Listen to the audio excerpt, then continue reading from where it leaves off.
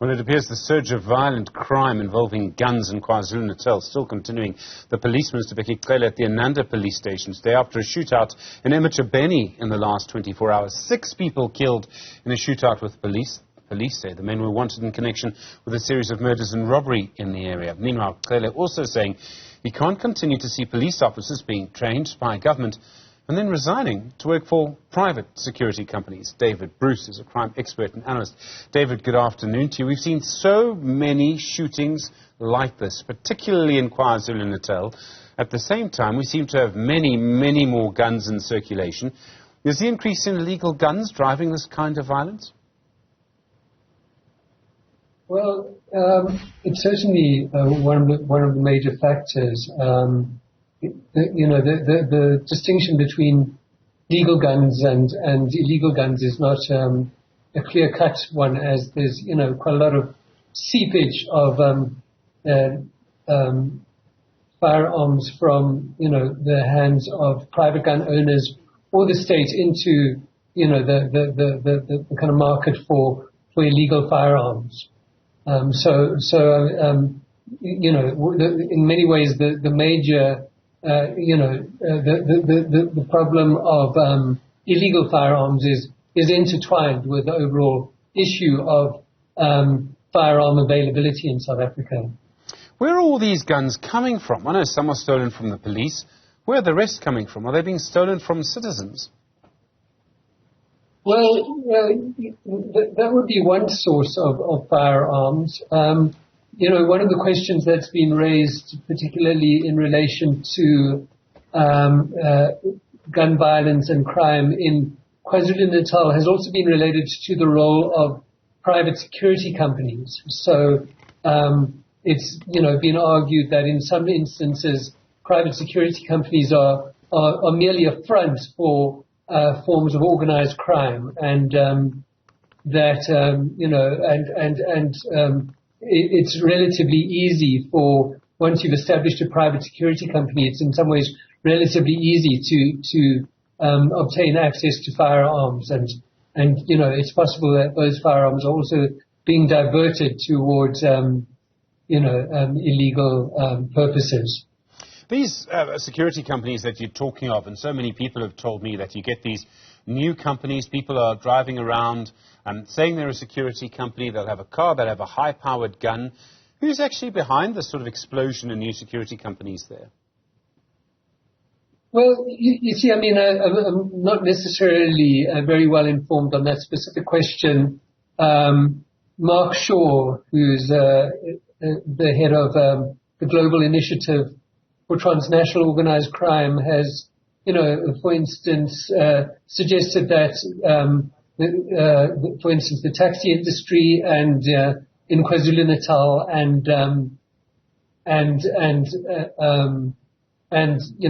these sort of, you could call them security kind of front companies, private security kind of front companies, are often, there's often quite a close relationship between them, and the private security companies are in some ways, serving the kind of violent aims of elements within the taxi industry in the province. Is there a political element to this? I mean, so often people talk about a link between sort of violence and politics in KwaZulu Natal. Obviously, in the mid-1990s, that was clearly the case. We see people running private security companies now. Is there a sort of, and claims of some sort of link between that and construction mafia and things like that? It seems to be quite a sort of cocktail of different elements in that province. Yeah, well, if we're specifically talking about KwaZulu Natal stands out in respect of violence in various different ways. Currently, one way in which it stands out is that, according to the latest SAPS data, it has the highest levels of if one's looking at murder statistics, firearms are making the biggest contribution to murder in the province, making a greater contribution to murder in the province than in any of the other provinces. There's a variety of other ways. The one way is that the problem of political killings in South Africa is, very distinctively far more strongly associated with the province and has historically been far more strongly associated with the province than with any other province. So as you kind of said, there's a variety of factors. In fact, the latest SAPS data also suggests that the biggest contributor to murders in the province is these kind of, interpersonal arguments, which are known to be a major driver of murder, right across the country. So it's, so there's obviously quite a wide range of factors which form part of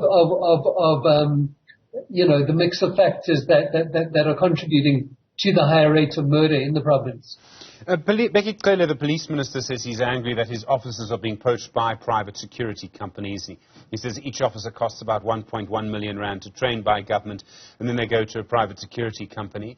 And I understand his frustration, but hasn't this always happened? I mean, around the world, it's a sort of logical leap. Some people will start a career as a police officer and then go into private security. It doesn't just happen here. Yeah, well, I mean, it's, worth, it's an important point, I think, for the minister to raise. But what would be also important would be to look in more depth into what's kind of driving it. So for instance, salaries might be one factor, but, there's also a lot of information now indicating that, there's other factors that, contributing to low morale in the SAPS, poor management and so on being one of them. And so, what that might, point towards is the need for a look into measures to strengthen the overall management of the SAPS.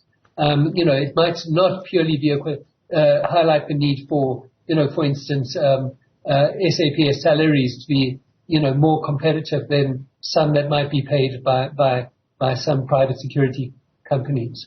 There are various things in sort of KZN we don't see in other places, and one of them are consistent claims of a sort of politicization of the police service. And I don't know if that's true, but, we do hear this from time to time, and we do see that there'll be an act of violence, maybe there'll be an arrest, but there's never really a court case, or there's never a conviction. And we know that the sort of national detection rate, even before the pandemic, the murder detection rate had fallen to below 20%. I mean, it basically means the system isn't working across the board.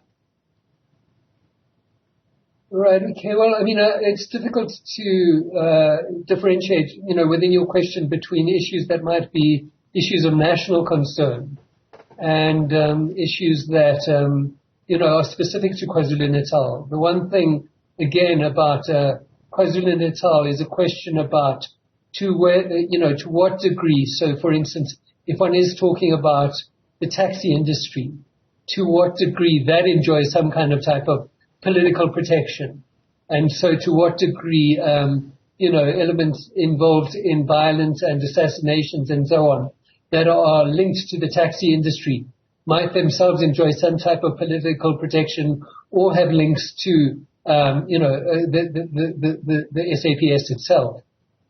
But, so there's a need for, these kinds of issues to be investigated far more thoroughly. And the one issue that this obviously raises is a question about, the intelligence arm of the SAPS and to what degree it might itself be kind of implicated in some of these problems, or to what degree it is actually a useful instrument for getting to the bottom of these kinds of questions. David Bruce, crime analyst, thank you very much indeed.